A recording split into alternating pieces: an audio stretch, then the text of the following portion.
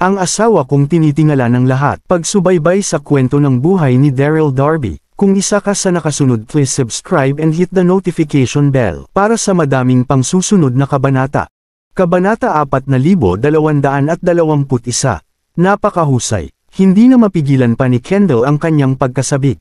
Pinili niyang master si Skyler para makilala ang kanyang pangalan sa Nine Mainlands, kaya natural lang na matuwa siya ng gusto noong malaman niya ang pagsisimula ni Skyler sa pagsakop sa buong Nine Mainlands.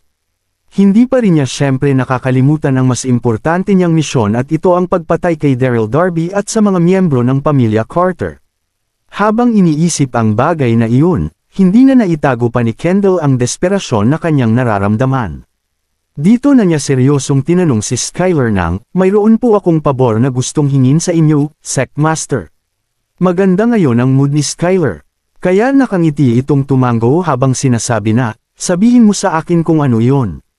Napakagat naman sa kanyang labi si Kendall habang sinasabi na, "Nalipan ko na po ang mga natitirang miyembro ng Five Poison Sect. Kasalukuyan pong nasa 10,000 ang bilang ng mga ito. Ngayong sinimulan nyo na po ang pagpapabagsak sa mga kontinente, Sect Master, iniisip ko pong ito na ang tamang oras para ipakita natin sa lahat ang ating lakas. Umaatake na po ngayon sa North Mona si Lord Kenny, hindi po ba?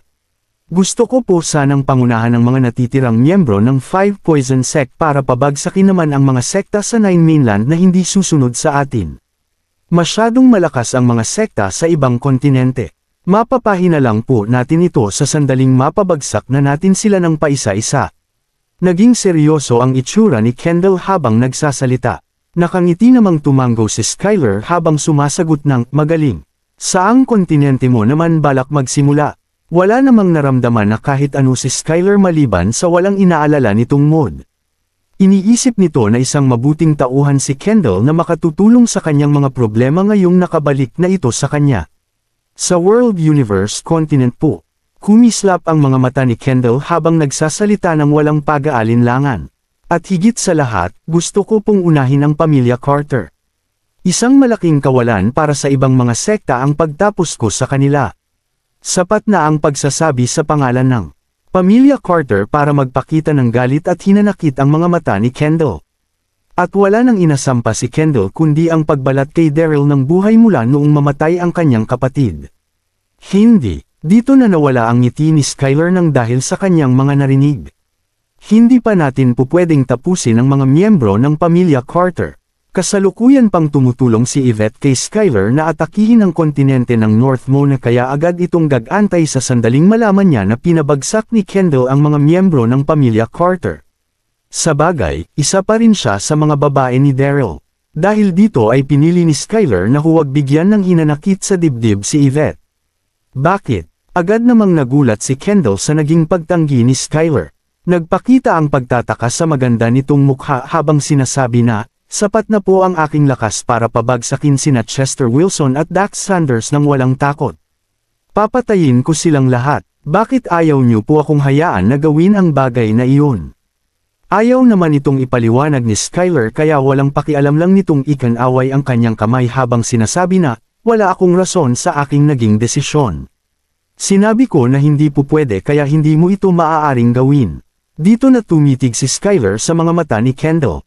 "Anong problema? Gusto mo bang suwiin ang mga utos ko?" Huminga naman ng malalim si Kendall habang naiinis na tinatitigan si Skyler. Pagkatapos ng ilang segundo, pilit nang umiti si Kendall habang sinasabi na, "Hinding-hindi ko po ito magagawa, Sect Master.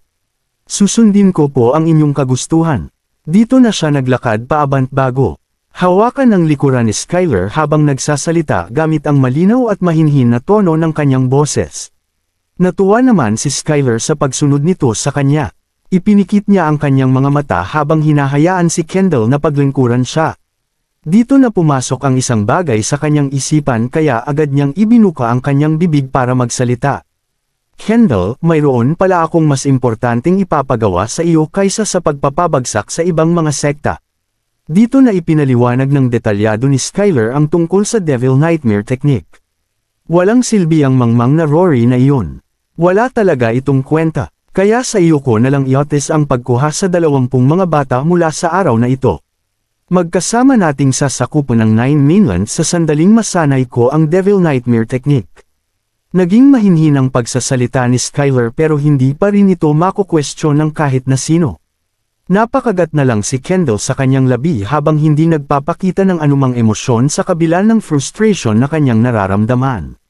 Pinili niyang master si Skyler para matulungan siya nitong patayin si Daryl. Pero kalahating taon na ang nakalilipas, at kasalukuyan pa rin itong buhay at masigla. Higit na sa sapat ang lakas ni Kendall para tapusin ang mga miyembro ng Pamilya Carter pero muli siyang pinigilan dito ni Skyler. Hindi na siya dedepende rito kung hindi naman pala niya maaasahan ang kanyang sect master. Nanlalamig na kumislap ang mga mata ni Kendall nang maisip niya iyon, pero pilit pa rin itong ngumiti habang sinasabi na, gagawin ko po ang lahat para makuha ang inyong hinihiling, sect master. Kabanata 4222. Maghahanap na po ako ng mga bata pagkatapos ko pong makipag-usap sa inyo, sect master.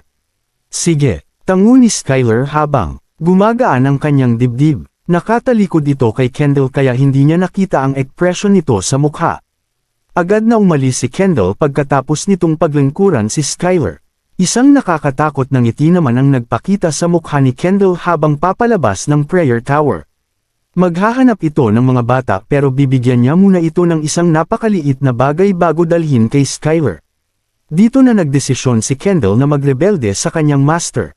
Nakatali siya kay Skyler matapos niyang sumailalim sa Fiend Blood contract kaya higit pa sa kamatayan ni Skyler ang kakailanganin para masira ito.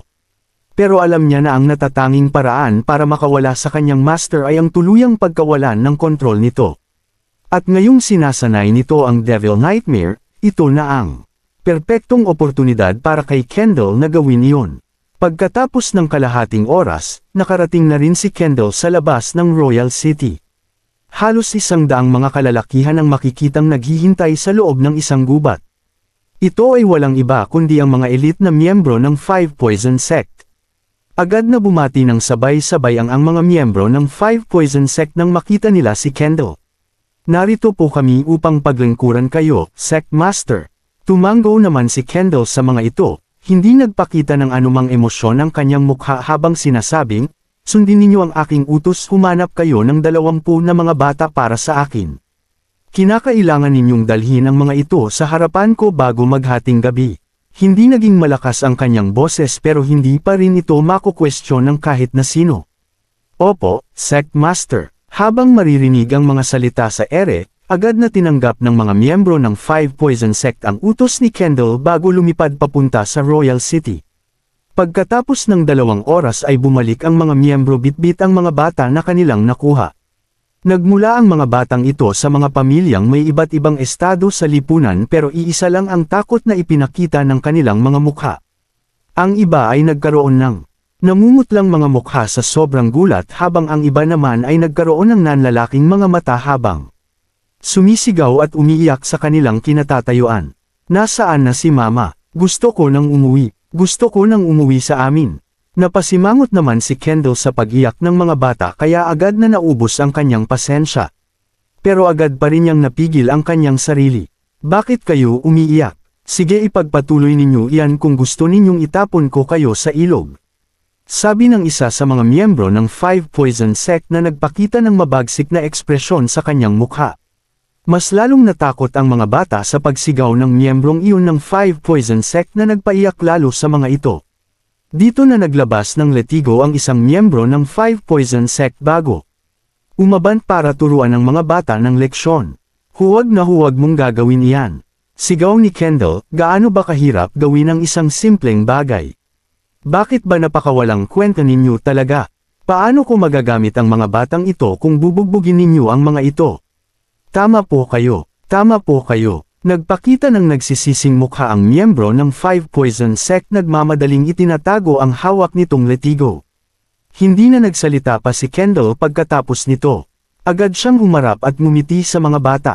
Agad na napanganga ang mga bata habang tumitigil ang mga ito sa pag-iyak nang makakita sila ng isang magandang babae, dito na nanlaki ang kanilang mga mata sa sobrang pagtataka. Mga bata. Ibinuko ni Kendall ang kanyang bibig habang nakangiting nagsasalita sa mga bata. Huwag kayong mag-alala, hindi ko naman kayo sasaktan. Mga miyembro kami ng isang malakas na sekta na naghahanap ng mga bago at mahuhusay na miyembro. Dinala namin kayo rito dahil nakita naming na mayroon kayong potensyal na maging miyembro ng aming sekta. Nakabubulag ang ginawang pagngiti ni Kendall na malayo sa nakakakot na pagkislap ng kanyang mga mata. Isang malakas na sekta. Agad na bumilog ng husto ang mata ng mga bata nang dahil sa kanilang narinig habang unti-unting nawawala ang takot sa kanilang mga dibdib. Masyadong mataas ang tingin ng sinumang kilala ng mga batang iyon sa mga sektang nabuo sa Nine Mainlands. Madalas itong itinuturing na mga bayaning nagbibigay ng pagbabago sa mundo na kanilang tinitirhan. Kaya hinding-hindi magagawa ng mga itong manakit ng mga bata. Nang makita niyang madala ang mga bata sa kanilang narinig, ngumiti si Kendall habang sinasabi na, "Tama, kaya huwag na kayong matakot. Gusto niyo bang sumali sa aming sekta para maging isang cultivator?" Dito na nagpalitan ng 9 nerbiyos na mga tingin ang nasa 20 mga bata. Walang sinuman sa kanila ang nakapagsalita sa loob ng isang sandali. At sa wakas, isang lalaki na mayroong edad na hindi lalampas sa 6 hanggang 7 taong gulang ang naglakas loob na sumagot kay Kendall. "Opo, gusto ko po talagang maging isang cultivator para labanan ang kasamaan." Dito na nagsimumang magsalita ang iba pang mga bata habang tuluyang nawawala ang takot sa kanilang mga mukha. "Ako rin. Maaari ba akong sumali sa inyong sekta? Isa ba itong uri ng patibong?" Kabanata 4223. Ngayong mukha pa ring hindi makapaniwala ang mga bata, agad na nagpakita ng ngiti si Kendall habang tumatainggong sinasabi na, "Hindi ko kayo niloloko. Sa totoo lang ay pinipili ko na kayong lahat na sumali sa aking sekta hanggat magagawa ninyong pumayag na sumali sa amin." Dito na kinuha ni Kendall ang isang maliit na porselanang bote na naglalaman ng mga kulay emerald na mga pil. "Nakikita ninyo itong mga pil na ito? Ginawa ko sila para sa mga bagong miyembro ng aming sekta. Agad kayong magiging isang cultivator sa sandaling inumin ninyo ang mga ito." Hindi na maitago ni Kendall ang kasamaan sa kanyang ngiti habang nagsasalita. Ang mga pil na ito ay walang iba kundi ang 5 Poison Soul Sucking Pills. Ito ay isa sa mga pinakaiingatang kayamanan ng 5 Poison Sect. Masyadong nakalalasan ang mga pil na ito na gawa sa 81 uri ng iba't ibang insekto. Ang sinumang iinom ng pil na ito ay agad na mawawala ng kontrol sa kanilang mga sarili. Simple lang ang naging plano ni Kendall. Paiinumin niya ng 5 poison. Kendall, paiinumin niya ng 5 Poison Soul Sucking Pills ang mga bata bago ito dalhin kay Skylar. At sa sandaling i-absorb ni Skylar ang espiritu ng mga ito, agad na papasok ang lason sa kanyang katawan. Ito na ang mag-uudlot sa mga plano nitong sanayin ang Devil Nightmare Technique. Alam ni Kendall na masyado nang nakakatakot ang lakas ni Skylar kaya iilan lang ang mga paraan na maaari niyang gawin para pabagsakin ito maliban sa naisip niyang plano. Kaya wala na siyang magagawa kundi umasa sa mga pil na ito at sa mga bata na kanyang nakuha. Agad nakakalat ang lason sa katawan ng mga bata sa sandaling inumin nila ang mga pil. Pero walang kahit na anong side effect na magpapakita sa mga ito sa loob ng 12 oras matapos nilang inumin ang pil. Pero agad na iiksi ang oras na ito nang dahil sa takot na nararamdaman ng mga bata. Ito ang dahilan kung bakit nagpakita ng comfort at pag-aaruga si Kendall nang kausapin niya ang mga bata. Gusto niyang pakalmihin ang mga ito para maiwasan ang pagkabulilyaso ng kanyang plano sa sandaling dalhin niya ang mga ito kay Skylar. Nabalot ng pagkasabik ang mga bata matapos nilang marinig ang mga sinabi ni Kendall. Dito na nila tinitigan si Kendall na nagsasalin ng mga pil sa kanyang mga kamay hanggang sa maubos ang laman ng bote na kanyang hawak. Magandang binibini. Dito na naglakas loob ang isang nakatatandang bata para tanungin si Kendall nang, magiging isa ba talaga akong cultivator sa sandaling inumin ko ang mga pil na ito? Tumitignan na ng husto ang iba pang mga bata kay Kendall gamit ang sabik nilang mga mata. Tumatango namang ngumiti sa mga ito si Kendall. Siyempre naman, hinding-hindi ako magsisinungaling sa inyo. Sige na, kumuha at uminom na kayo ng tig-iisa nito. Agad na naglakad paabant ang nakakatandang bata bago kumuha at uminom ng isang pil ng walang pag-aalinlangan. Dito na nasabik ng husto ang iba pang mga bata. Agad silang nagkumpulan para kumuha ng tig-iisang pil mula sa kamay ni Kendall. Napangiti na lang si Kendall sa kanyang nakita habang gumagaan ang kanyang dibdib. "Oh, Skylar, Umasa ako ng husto sa iyo kaya pinili kita bilang master. Kalahating taon na ang nakalilipas, pero para saan ba talaga ang lahat ng ito? Hindi mo ako masisisi sa gagawin ko sa iyo. At pagkatapos ay nakangiting sinabi ni Kendall sa mga batang, sige, ngayong nainom nyo na ang mga pill, halina't magpunta na tayo sa palasyo. Makikipagkita tayo sa isang tao na magtuturo sa inyo ng mga hindi mapapantayang teknik doon. Dito na humarap si Kendall papunta sa Royal City bago maglakad paaban. Hindi na maitago pa ng mga bata ang tuwa sa kanilang mga dibdib habang sumusunod kay Kendall. Mabilis na nakarating ang mga ito sa palasyo. Ngayon lang nagpakita si Kendall pero nagmamadali pa rin siyang pinapasok ng mga bantay. Ni hindi man lang nagdalawang isip ang mga ito. Nagbaba ng utos si Lord Kenny na ituring biglang kagalang-galang na mga bisita ang mga kaibigan ni Skyler, kaya kasama na sa mga kaibigang ito si Kendall. Wow! Buong respetong tiningnan ng mga nagugulat na bata ang nasa harapang si Kendall. Nagawa ng magandang babae na itong pumasok sa palasyo kung kailan niya gustuhin, nakasiguro sila na isa itong importanteng tao sa palasyo. Dito na tuluyang nawala ang pag-aalinlangan sa puso ng mga bata nang makita nila iyon. Hindi nagtagal ay nakarating na rin sila sa prayer tower. Masiglang naglakad si Kendall. Habang binabati si Skyler, nakapaghanap na po ako ng 20 mga bata, Sect Master. Iminulat ni Skyler ang kanyang mga mata habang nakangiti sa 20 mga batang nasa likuran ni Kendall. Dito na siya sumasangayong tumango habang sinasabi na, magaling, magaling, sinasabi ko na nga bang mapagkakatiwalaan kita, napakabilis mong nagawa ang aking utos. Habang nagsasalita, nagbigay si Skyler ng tingin sa mga bata nang mapansin niyang kalmado at nasasabik ang mga ito. Dito na nagtaka ng bahagya si Skyler. Hindi man lang sila natakot sa akin. Kabanata 4224. Ang mga batang dinadala ni Rory ay nagpakita ng iba't ibang uri ng takot sa kanilang mga mukha habang umiiyak at sumisigaw sa kanilang kinatatayuan. Sabagay, bata pa rin ang mga ito kaya ito ang natural nilang sagot sa isang nakakatakot na sitwasyong kagaya nito. Pero mukhang nakakita ng ginto ang mga batang kasama ni Kendall na para bang umaasa ito na may mangyayari sa kanila. Yar! Agad na kumabog ng malakas ang dibdib ni Kendall sa ipinakitang mukha ni Skyler. Pero bilang isang matalinong babae, mabilis pa rin siyang nakahanap ng isasagot kay Skyler. Nagpakita ito ng naninigurong ngiti habang sinasabi na, oo nga pala. Sect Master, nadisiplina ko na ang mga batang ito kaya hindi na ito manggugulo na magpapadali sa ginagawa niyo pong pagsasanay. Magaling, napangiti na lang si Skyler sa mga sinabi ni Kendall bago proud na sabihin, hindi na talaga ako dapat na mag-alala sa mga bagay na ipinapagawa ko sa iyo. Dito na inalis ni Skyler ang lahat ng pagdadalawang isip na kanyang nararamdaman. Hinding-hindi na nito malalaman pa ang nakamamatay na motibo sa likod ng masunurin at mainit na pagharap ni Kendall sa kanya. At noong hindi na nagsuspecha si Skyler, nakahinga na rin si Kendall ng maluwag habang nakangiting sinasabi na, kung ganoon ay iiwanan ko na sila sa iyo. Mauuna na po ako, at pagkatapos ay agad na siyang umalis sa prayer tower. Pero hindi agad na umalis si Kendall nang makalabas ito sa prayer tower at sa halip ay naghanap ito ng mapagtatagwan para obserbahan ang mga nangyayari sa loob nito. Samantala, sa loob ng prayer tower, ngumiti si Skyler sa 20 mga bata na sa kanyang harapan habang gumagaan ang kanyang loob. Walang duda na mas mahusay tamrebaho si Kendall kaysa sa walang kwentang si Rory na hindi man lang nagawang hanapin ang natitirang 4 na mga batang kinakailangan niya noong araw na iyon na siya ring nakapatigil sa progress ng kanyang pagsasanay sa Devil Nightmare Technique.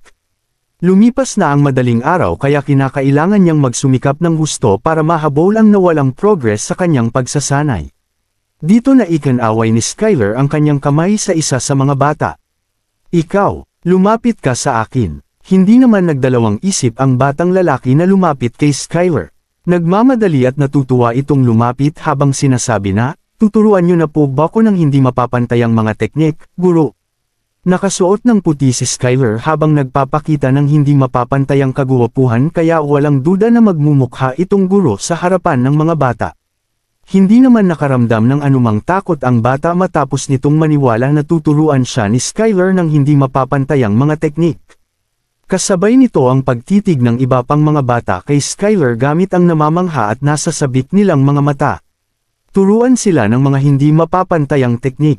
Kumunot naman ang noo ni Skyler bago tumango at nakangiting sabihin na, "Tama, tuturuan ko kayo ng hindi mapapantayang mga teknik. Halika rito. Ang dapat mo lang gawin ay umupo sa harapan ko na parang isang mabait na bata." Habang nagsasalita, nakahinga ng maluwag si Skyler sa kanyang sarili. Sapat na siyempre ang talino ni Kendall para lokohin ang mga batang ito matapos niyang sabihin na tuturuan niya ang mga itong magpalakas. Kaya pala masyadong naging masunurin at sabik ang mga ito. Isa ring matalinong lalaki si Skyler kaya agad niyang nalaman kung ano ang nangyayari sa kanyang paligid. Pero wala pa rin siyang kaalam-alam sa talagang pinaplano ni Kendall laban sa kanya. Nang marinig ang utos ni Skyler, agad na umupo ang bata sa harapan nito. "Boss!" Dito na walang pag-aalinlang ang sinimulan ni Skyler ang paggamit sa fiend niyang kaluluwa. Agad niyang itinaas ang kanan niyang kamay para ilagay sa ulo ng bata. Agad na sumabog ang napakalakas na enerhiya mula sa palad ni Skyler na humigop ng mabilis sa kaluluwa ng batang iyon. Napaangat na lang ang katawan ng bata sa tindi ng sakit na kumalat sa kanyang katawan na gumapang sa kanyang mga ugat. Nang inig ang kanyang isipan habang sinusubukang pagalawin ang kanyang katawan. Hindi na ito nakapagsalita pa noong mga sandaling iyon. Thud! Pagkatapos ng ilang segundo ay agad na namutla ng husto ang mukha ng bata bago bumagsak ng walang buhay sa sahig. Dahil tanging kaluluwa lang nito ang nawala, nagmukha pa ring hindi nasasaktan ang bata na parabang nawalan lang ng malay noong mga sandaling iyon. Pero agad na napatigil sa takot ang ibang mga bata sa kanilang nakita. Dito na naglakas loob ang isa sa mga bata na tanungin si Skyler ng, "Sir, ano po ang nangyari sa kanya?" Masyadong malakas ang teknik na ipinasa ko sa kanya kaya agad siyang nawalan ng malay. Magiging maayos din ang lagay niya maya-maya. Nakangiting sinabi ni Skyler. Wala nang pakialam si Skyler kahit na malaman pa ng mga bata ang katotohanan. Talagang mas madali lang gawin ang kanyang pagsasanay sa pamamagitan nito, sabi nga nila. Ignorance is a bliss. Dito na nakahinga ng maluwag ang ibang mga bata. Nawalan lang pala ng malay ang batang iyon sa lakas ng puwersang pumasok sa kanyang katawan. Dito na kumaway si Skyler sa isa pang bata bago sabihin, "Ikaw naman." Agad na sumugod palapit ang bata bago nagmamadali at masunerang umupo sa harapan ni Skyler nang hindi nagsasabi ng kahit na ano. Hindi naman nagaksaya rito ng oras si Skyler. Agad niyang ginamit ang kanyang fiend soul para higupin ang kaluluwa ng batang iyon. Thud, thud. Pagkatapos ng 2 minuto ay nagawa ng higupin ni Skyler ang espiritu ng 10 mga bata.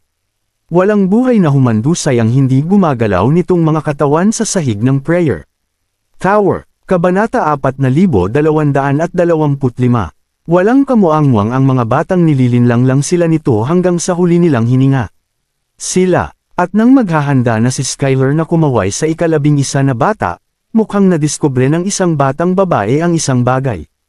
Dito na siya tumuro sa 10 nakahandusay na bata sa sahig bago natatakot na umiyak ang dilim na ng kanilang mga mukha, na parabang wala na itong mga buhay. Habang nagsasalita, agad na napatingin ang natitirang mga bata sa 10 mga bangkay. Totoo ngang madilim na ang mukha ng mga batang iyon at mukha ring takot na takot ang mga ito. Kaya malinaw na para sa kanilang patay ang mga ito. Patay na nga ang mga ito.